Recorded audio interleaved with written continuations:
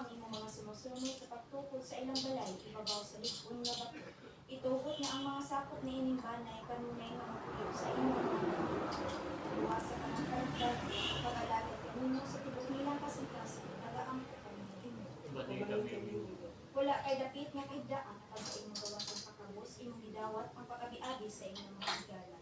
Itugot nga pinaagi sa among ginabang ang mga walay puloy-anan, makadawat sa disinting puloy-anan, nagaampo kami ng imo. Bani kami. O amahan nga langit nun, ang banay nangayo sa imong grasya o panalangin. Sa kalinaw, paghigugmay, pagsinabtanay o pagpasaylo ay mamaunta ang patigbabaw sa mga talusa.